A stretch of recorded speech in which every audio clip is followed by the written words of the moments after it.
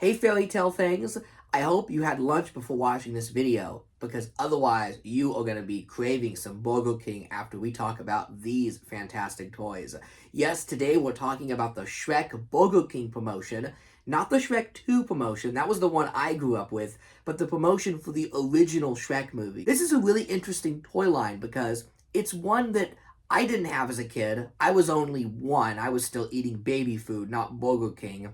And it's also the very first Shrek Kids Meal promotion, making these figures we're going to talk about today the very first Shrek toys ever released. So if you wanted to be a Shrek collector back in the day, this would have been your first chance at getting Shrek, Donkey, Princess Fiona, Farquad, and these are some really cool toys. I have some great things to say about them. So we are going to turn the camera around and take a look at each of these figures. I will offer my insightful commentary on each of these figures because, as a big fan of the Shrek franchise, they're honestly pretty fascinating toys, especially since they were made so early into the lifespan of the Shrek franchise. They're a little bit off-model, but charming in their own way.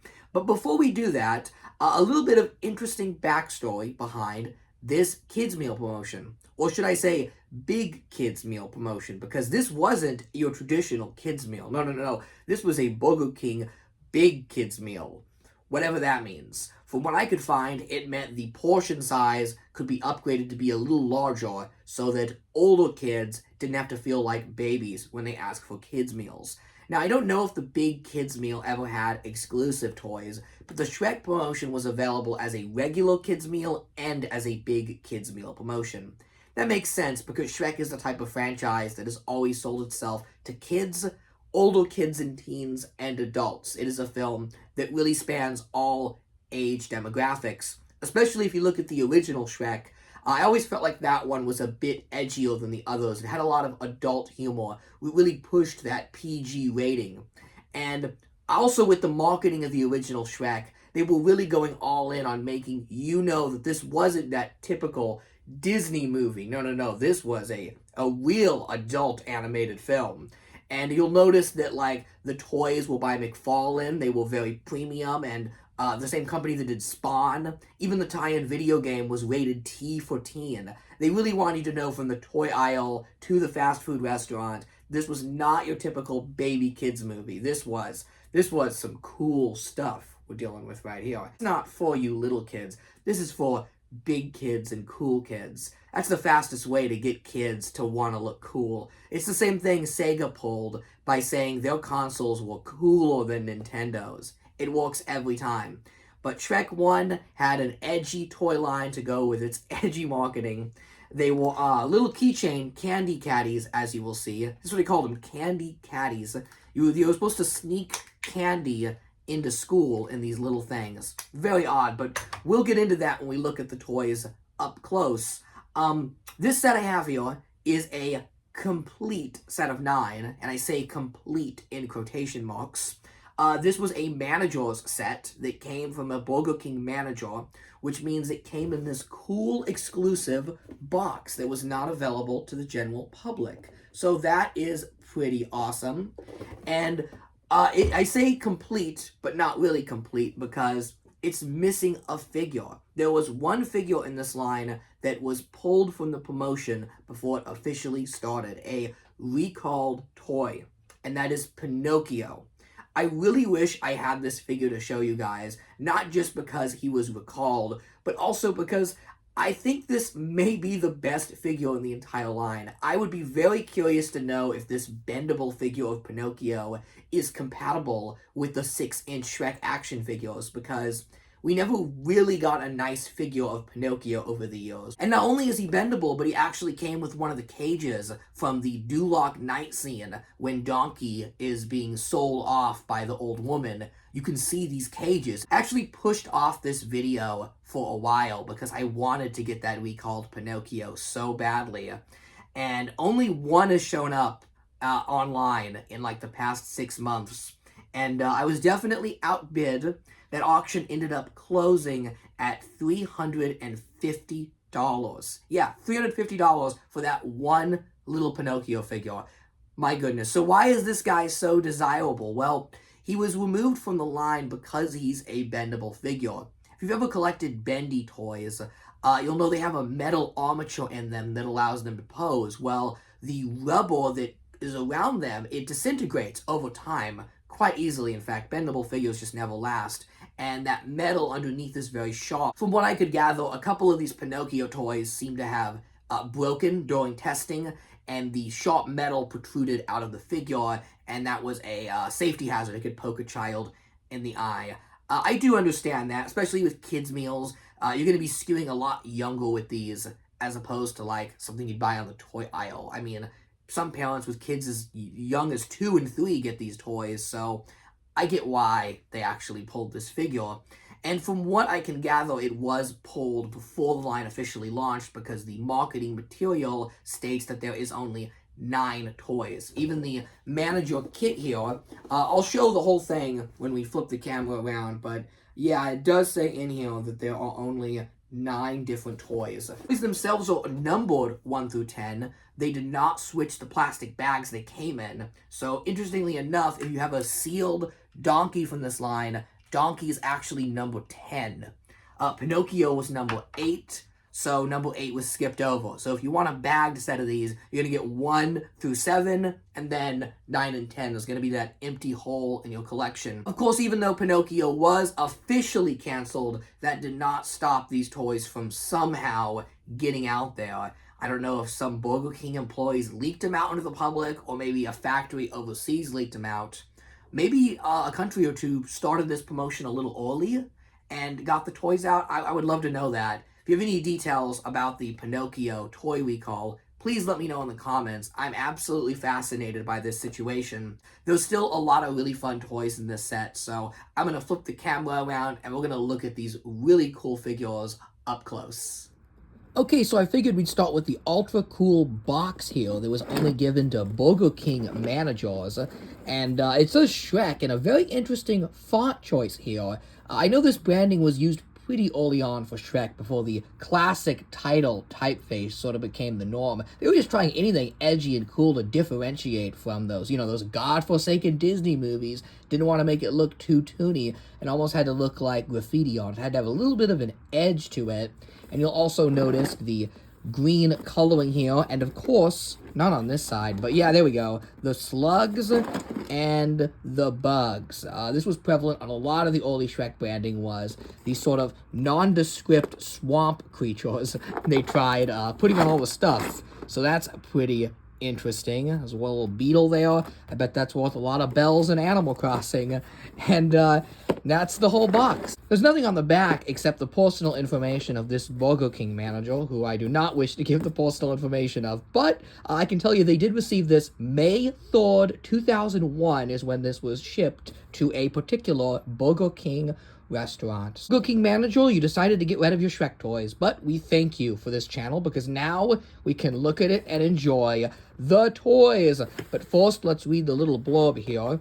And it says that once upon a time, in a faraway kingdom named Doolock, lived an evil wannabe king with a stature complex, a captive princess with incredible martial arts skills, and a heroic ogre that lives in a swamp, bathes in mud, eats slugs, and hangs out with a wisecracking talking donkey.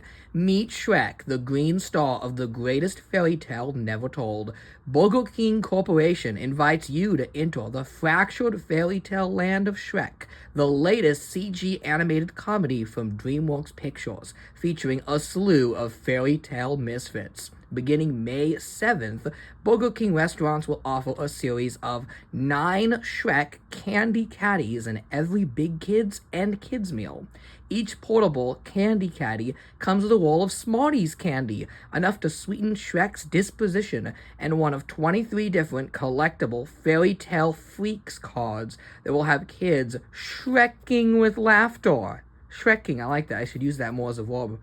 The Burger Kingdom, I just made me laugh there. The Burger Kingdom will host Shrek and his gang for a limited time only. So visit your nearest Burger King restaurant, collect all 9 premiums, and eat, drink, and be merry. happily ever after, the end, with some more swampy bug creatures and the Burger King logo. Okay, so a couple of interesting takeaways from this description. Doolock is described as a far-away kingdom, which could just be a little bit of fairy tale wordplay, but I think it alludes to an earlier version of the Shrek story, where the kingdom of Doolock actually was the same kingdom as Far, Far Away, seen in Shrek 2. Remember Lillian and Harold, Fiona's parents? Well, they actually would have been in the first Shrek movie in a flashback scene, and they would have been dead by the time the movie begins, and Lord Farquad would have been like their royal advisor. I think he was described as a regent that wanted the throne, so he would have been taking over the kingdom and trying to marry Fiona. But they let all that go, thankfully, and left the world building up to the sequel. You know, it just kind of complicates the movie and adds in a bunch of stuff that isn't needed.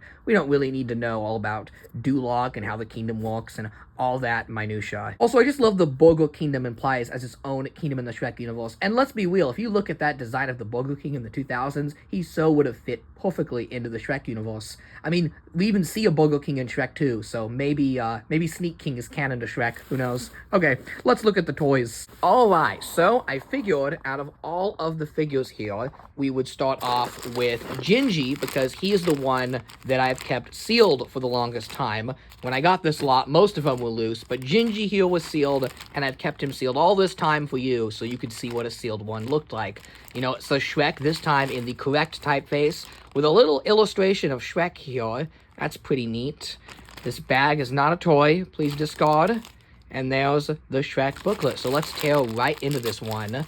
And out of all these toys, which I do see these at flea markets from time to time, they're usually missing some of the smaller pieces though, but this is one that I've actually never seen out in the wild. I've only seen this in photos, so here's a good look at Gingi. He is a little plush figure, and he's in this little bin. He doesn't come out. I thought he may have come out of this, but nope.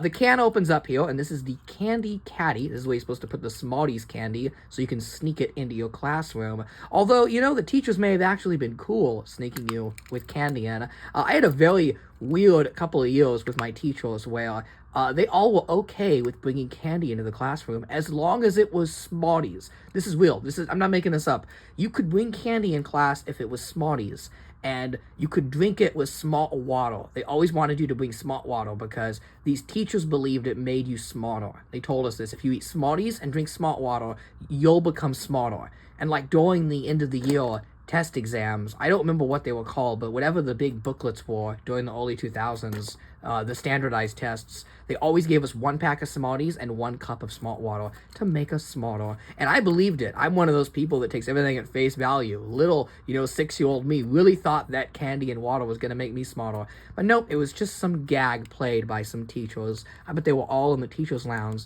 like laughing like Gingi. Do you think they really fell for it? I did. I fell for it. Okay, what does this toy do? Let's see. Oh, wow. Look at that. I guess he just freaks out. There you go. And let's look at the booklet here. Now, it mentioned these fairy tale freak cards. I'm pretty sure the only way to get these is to buy these toys new, because I don't think anyone kept these cards.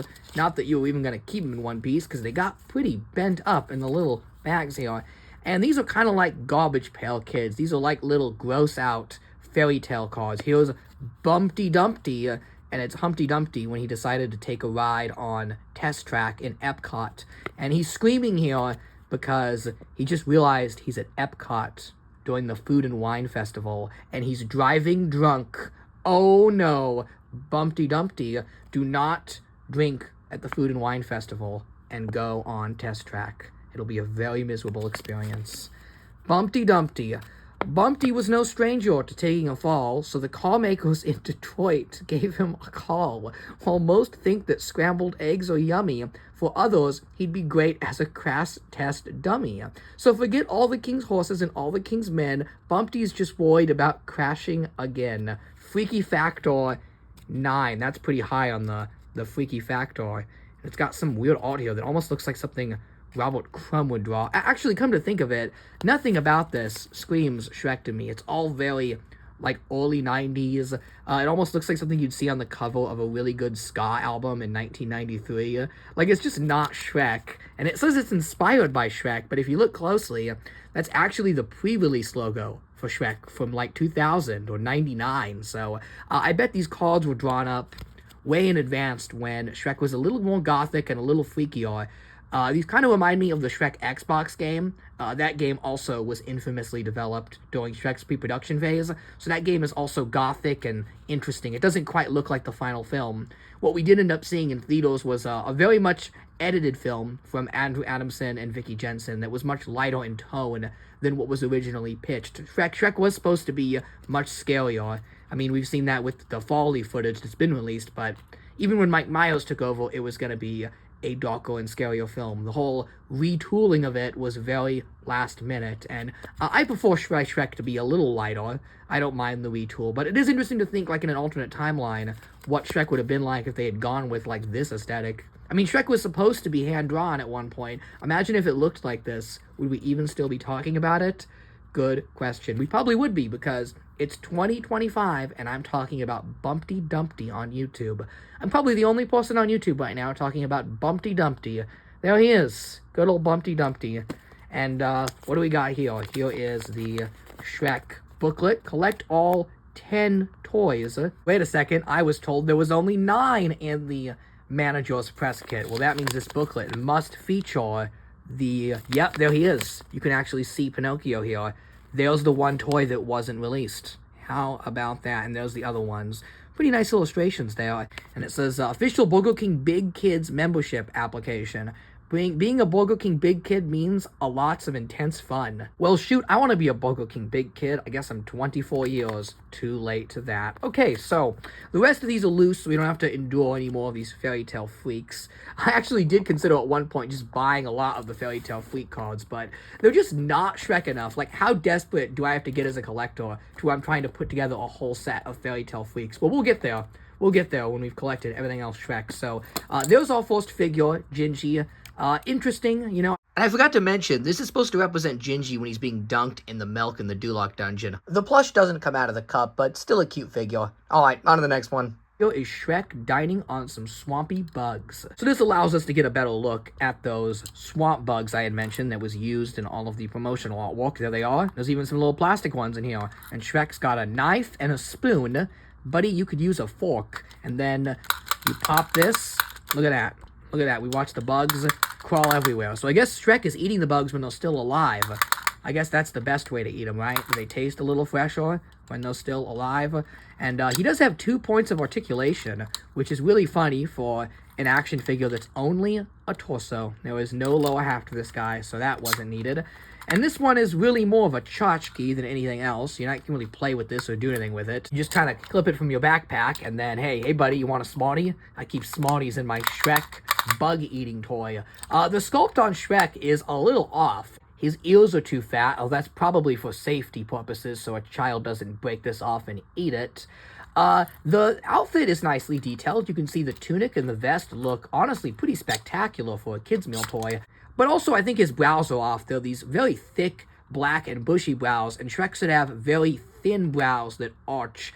They're actually supposed to resemble Mike Myers' brows in real life. That was actually the intent.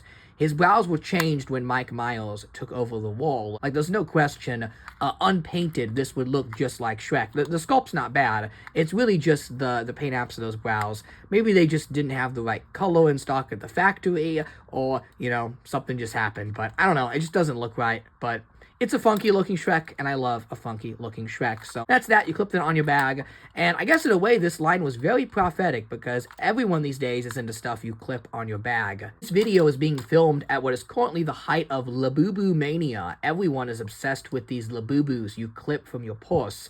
They sell them at the mall. They sell them at conventions. They really have infected every aspect of pop culture. They're inescapable. So it's funny to me that these are things you clip on your bag or your purse before that sort of thing was hip. I think a line like this would actually be very popular today. Actually, there was a set of clip-ons at Burger King not too long ago based off of the Shrek franchise, but those were plush. They weren't these nice, hefty plastic pieces, but the clip-ons are neat because they're the only through line with this set. You'll notice they kind of scale all over the place. It's not really a set of toys you can display together and play with. They're all over the place in terms of scale, character selection, but we've got Shrek, and now we're going to move on to the next Shrek, and this is the Shrek battling the knight. This is a fun figure, definitely based off of the wrestling segment in Doolock. Shrek is holding this knight here, and he's got this little wheel on his back, and when you turn the wheel, he spins the knight, ready for a smackdown. You can spin the knight, and then if you remove the knight, you just get Shrek holding something in the air, and this is the more common figure. You see this all the time at thrift stores, on secondhand markets. This knight, for whatever reason, was lost in a lot of collections, probably because he's very generic. If you look at it up close, actually, you can see they pretty faithfully captured the Doolock knight. That is the correct armor. It's not a generic knight sculpt. This is a Doolock guard. Also, Shrek himself looks really great. The pants have the little cross hatching on him to imitate the plaid pattern. That is a nice touch. And he does have articulation. He's got 1 point of articulation on the arm here. He's got 1 on the head. And then that's about it. Yeah, just those 2 points. But hey, it's better than nothing. They didn't have to include those points of articulation at all. He's stuck to this base here, so you're not going to be able to play with him as an action figure. But he can hold your candy, and that's where the Smarties candy goes. Did anyone use these back in the day as candy holders and take them to school? I would love to know. I bet most people just put them on the shelf as little tchotchkes. But that's okay, because they're very fun display pieces. And Shrek's sculpt here looks a lot better than the previous one, especially if you compare the face. You can totally see where one figure got the eyebrows and the proportions of the face much more accurate to the movie than the other. I think it was just maybe different sculptors or limitations of the technology at the time. I can definitely tell these were sculpted based off of illustrations, not 3D scans, because they have some very unique proportions to them. That's one of the things that's really changed in the toy industry with how design works, is back in the day, all toys were based off of illustrations, so they were artist renditions carried over to plastic, so you're always going to get a little bit of the artist style in the toy itself, and now everything is just 3D scanned directly off of the movie, so it's movie accurate as possible. That can be both a plus and a negative. You're going to get a super accurate figure of a character like Shrek, but you're also going to miss all of the hallmarks that a artist rendition can have. So, yeah. Okay, so there's Shrek. Now we got to move on to Donkey. I did talk about this figure in my donkey collecting video, and I said that I wasn't huge on this guy. Now, this donkey, he's supposed to talk when you press this here. And yeah, that doesn't really work anymore because it's a 24-year-old toy, so we won't judge that against him. As a keychain, he's also fine. I do like how the candy caddy in this one is incorporated into the figure's sculpt. We actually have a scene-specific donkey. This is when Donkey first meets Dragon in the Dragon's Keep, and he's on this little stone pillar that is the remnant of the bridge that Donkey was crossing when he meets Dragon with the lava. Yeah, it's when Donkey first meets Dragon. It's a very iconic moment captured, and I would love like a proper sculpture or statue of that moment, but as a Burger King toy, it's okay. My main issue with this guy is the sculpt on the face. I don't know, something about it just looks off. I'm going to get some deja vu here, but I think it's the eyebrows, guys. I think it's the eyebrows again. They're so big. They're so bushy.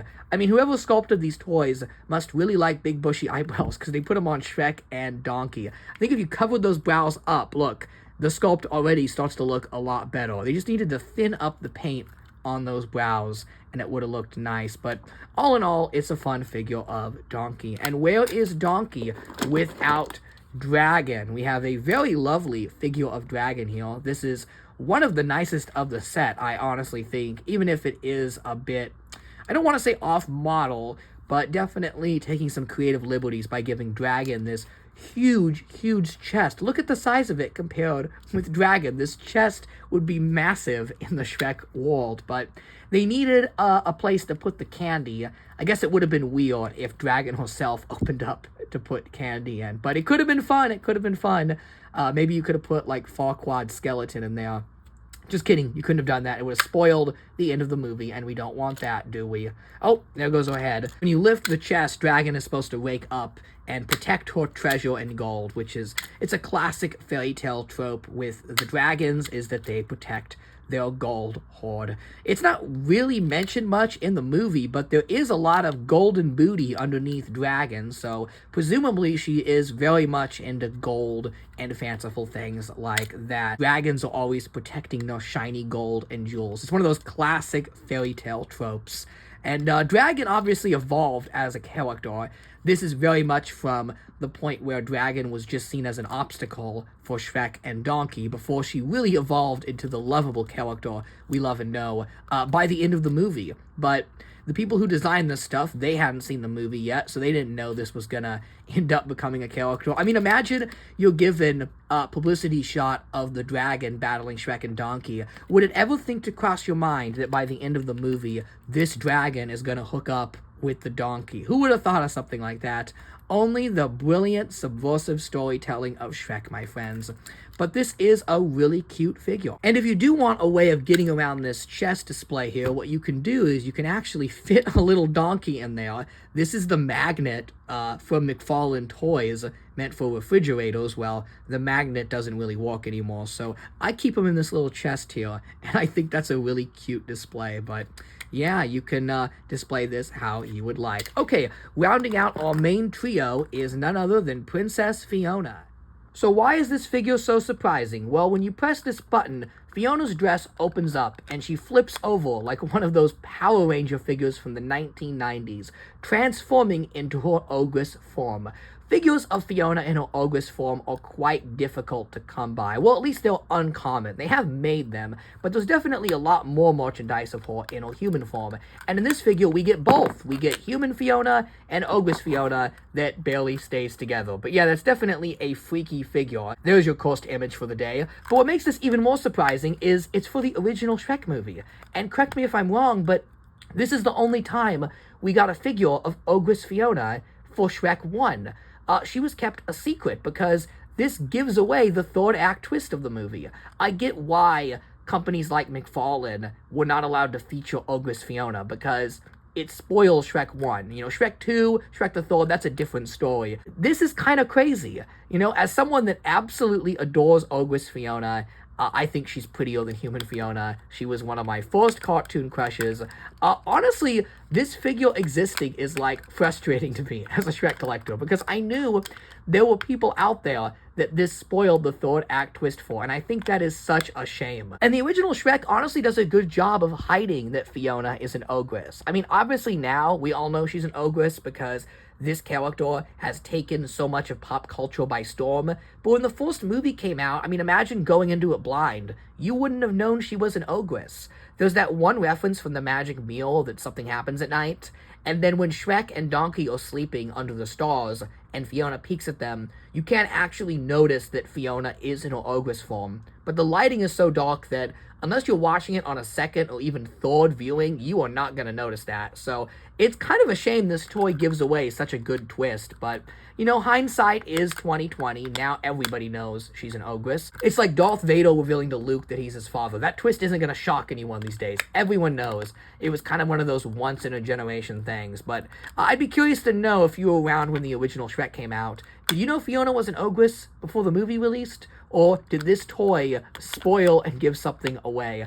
Either way, it is a really nice figure of Fiona in her ogress form, which is a bit of a rarity. Okay, I mentioned the magic meal, knowing Fiona's course, which is the perfect segue, and honestly the most forgettable toy in the lineup, and that is the magic meal. Now, the sculpt on this is absolutely gorgeous, and the template is here for an amazing magic mirror toy. If any customizers want to take a hand of this, maybe you could print out and paste an illustration of the magic mirror that would make this a beautiful display piece for 6-inch Shrek action figures. He scales perfectly. Not only that, but maybe this candy caddy could act a bit of as a kickstand to display him. Or you could use the keychain here. You could take off this big ring and just use this one, and you could hang it on the wall, just like in Doolock, the dungeon, when Farquad is speaking to the mirror.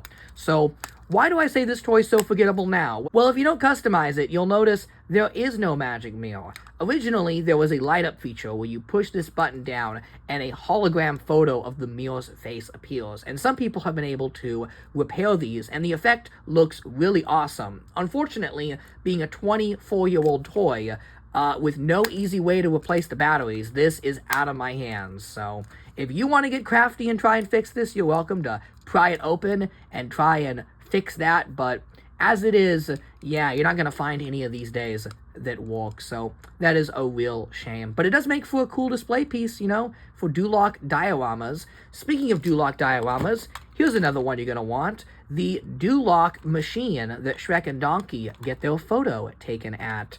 It's a little bit tough to open, but if you kind of force it there, you'll see the little Doolock people are printed, and then we have little miniatures of the Doolock characters.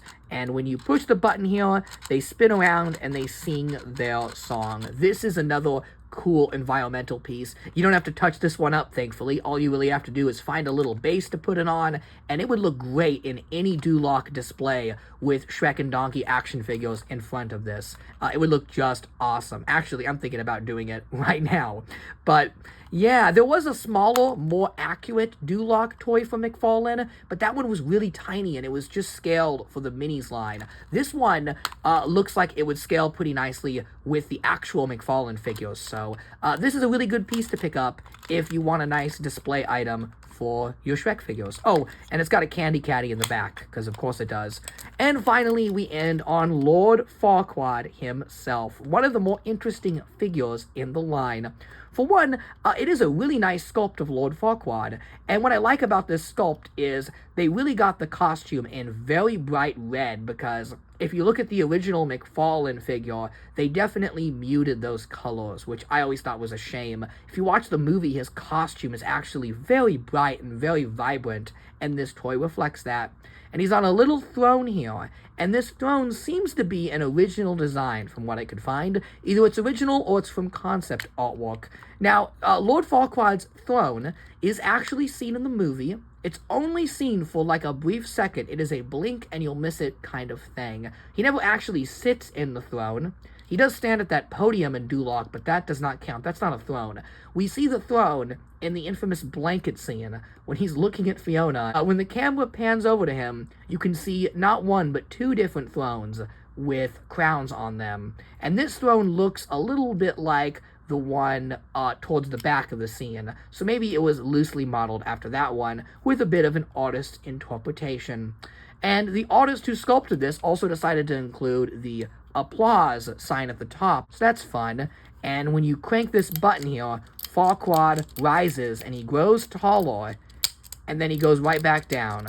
So I guess the idea here is that you're supposed to applaud, and Farquad is either rising out of his chair, or maybe he's wearing those knight armor lengtheners he has when he's riding the horse towards the end of the movie, and he looks a lot taller than he actually is. I like to display this in my collection. Sometimes I'll put some Doolock Knights around it. It's just a very fun displayable piece. You know, even if it's not the most accurate, I still like the design of it. And that really goes for all of these toys. I love the funky design taken with some of these.